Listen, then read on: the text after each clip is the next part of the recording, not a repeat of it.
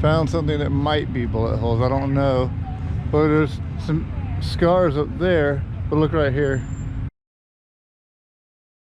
So I thought it was really neat to come here. It just so happens to be the anniversary on our way up here. So they're having a little festival. They did do a reenactment earlier, but we were not here yet. But we could see the bank, and kind of they had like the steps of everything that happened kind of laid out. So it was really cool to see that. Like, and this town is really devoted to the memory of the people who defended the town. They're not really glorifying the bandits. They're trying to remember the people who lost their lives, like trying to stand up for their town and keep everybody safe. So I thought that was nice. After the raid, there were over 300 bullet holes in this building alone. Are these bullet holes? Looking at it again, it looks more like where maybe a sign was screwed to the wall at one time. Or it could be bullet holes. Who knows? So I went over and got Stacy. I found something that might be bullet holes. Found something that might be bullet holes. I don't know. But there's some scars up there. But look right here.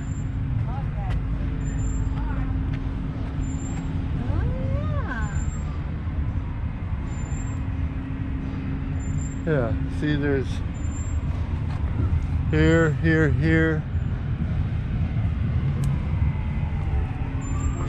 right here. That's crazy. I don't know that those are the bullet holes, but they could be.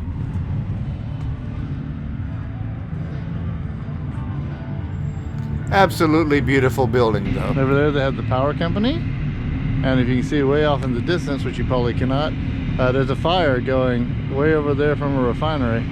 2 days later. Friends and neighbors, Coffeyville in the daytime. Because you couldn't see Jack at night. They have exhibits everywhere. And Stacy wanted to see the museum. Are we allowed in? It's locked. Please enter through the chamber doors on the west side of the building.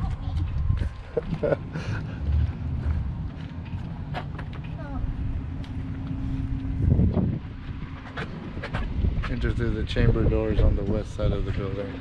Which is west? Maybe it's not open.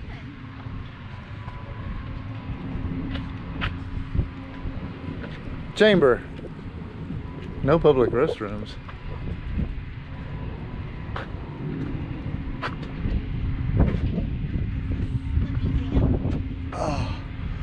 Oh.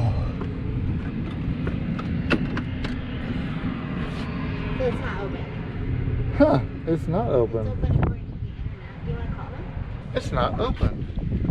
Okay, so the Dalton Defender Museum is closed. Even though the internet said it was not closed, said it was open till 4, which is weird because I wouldn't expect it to be open on Sunday, and it's a very sleepy town.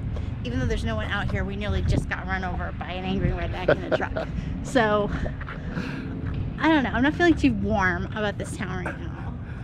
Okay, so not only does the internet say it's supposed to be open, I called them and it said the hours were And Brad's like, oh, really? Because we're here. on Sunday. It's supposed to be open 1 to 4 and it's 3:22 and it is closed. Closed. It's supposed to be open. Closed. This is totally going on the vlog. It's supposed to be open.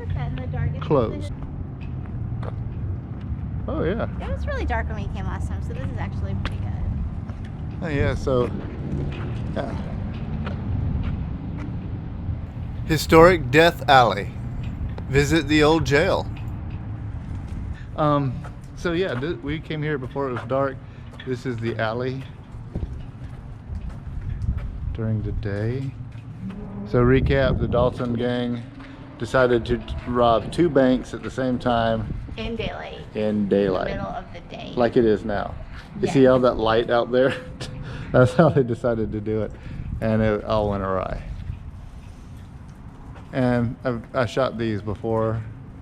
But you can literally see the bank from this alley just like that cartoon drawing. Yeah. These cartoon panels are actually really good. They walk down the alley towards the Condon Bank and the First National Bank. The change in the horse's location was one of the key factors in what turned to be an unsuccessful attempt. But it looks like they were doing it like a challenge, almost like climbing Everest. Like if we can rob 2 banks in broad daylight, we'll be cool. Yeah, they wanted to outdo Jesse James, right? Yeah, so it's not like they thought it was going to be like an easy plan. They thought it was like a challenging plan. Yeah, and it was. It was absolutely a challenging plan, and one that ended the Dalton Gang. They used to live in Coffeyville. That's why they had to wear fake mustaches and stuff, because people would recognize them. Yeah. Fake mustaches. That was their disguise. The bank teller told Great Grat Dalton that the safe is on a time lock and will not open for another 10 minutes. The dude waited. So they're robbing a bank. The guy tells them it's on a time lock and they're like, we'll wait. Yeah, but that's quick thinking from It is. the bank official.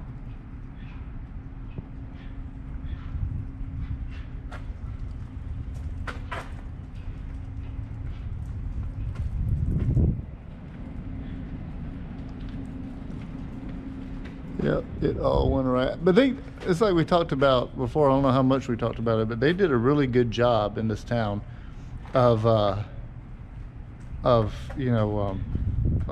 preserving the history of this, and how it's not about the Dalton Gang, but the people who defended the town against the Dalton Gang. So they're not glorifying the Daltons; they're glorifying the defenders. Like the quick thinking of the bank official, and everyone got their guns, and because they had time. Yeah. There's the jail. Yeah, this is neat. I like this. This is the old jail. I don't know how well you could see it on the video before. Historic Old City Jail. On October 5th, 1892, the Dalton Gang attempted the unthinkable, robbing 2 banks at the same time. They were met by armed citizens, our defenders. The jail that you see today was built across the alley from the original location using the original stone. Interesting. This is not actually the original building, but it is. After the raid ended, the Dalton Gang members' bodies were taken to the old jail where they were housed for a few days before being buried at Elmwood Cemetery. A few days. Emmett was placed in the jail. They thought he would die from gunshot wounds, but he survived and was later transported to Dr. Wells' office before his trial in Independence, Kansas, which is not far from here. Yeah, we drove through Independence. Imagine like laying with your dead family. Yeah. You suffer from these wounds. That's some Edgar Allan Poe stuff right there. Crime is not paid. Okay, so they've got mock-ups of stuff in here. I don't know. Wow. This gives you a pretty good grisly representation of how it was after they were laid out in the jail. And one of them was still alive.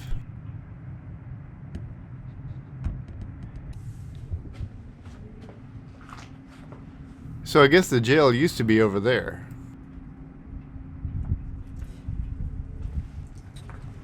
And of course over there you can see where they have the outlines, like the chalk outlines of somebody.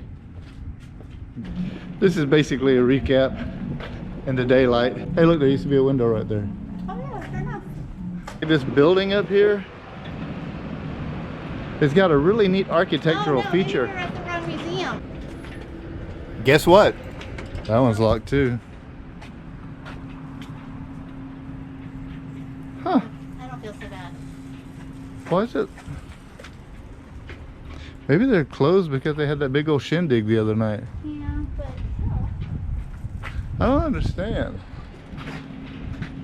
We're here ready to buy coffee mugs and books from your gift shop. Right? But we're not because you're closed and you're supposed to be open. So I wanted to shoot real quick. Look at this building over here. Look, it's got like flying buttresses on it. This is pretty neat, and I've never seen anything like it before. Look at this. If you know what's up, drop it in the comments, because I don't. Only thing I can figure is it's some artistic representation of an awning that used to be here. This is really neat. I've not really seen anything like this before. Maybe you have. They don't actually attach to the building, so they're kind of like fake flying buttresses. There's your band name, Fake Flying Buttresses. You have a nice little museum-like mock-up in here, or something.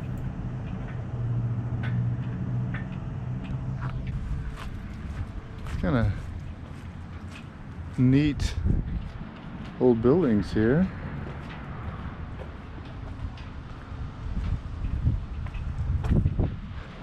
Maybe someone who watches this is familiar with Coffeyville, Kansas, and you can fill me in on what this is all about, because it's really actually kind of really neat.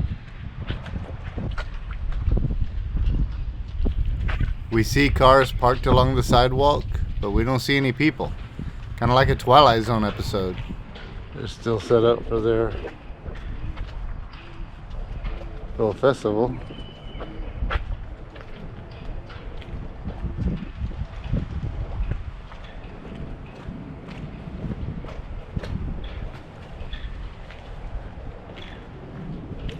Place kind of has a high noon spaghetti western feel. I love it. I see farther down where the town continues, and there may be more activity down there. We just don't know. So yeah, there's some kind of activity inside these places, but it is kind of a very sleepy town. So long, Coffeyville. We will maybe see you sometime down the road. Never know. Next time, Wichita, Kansas.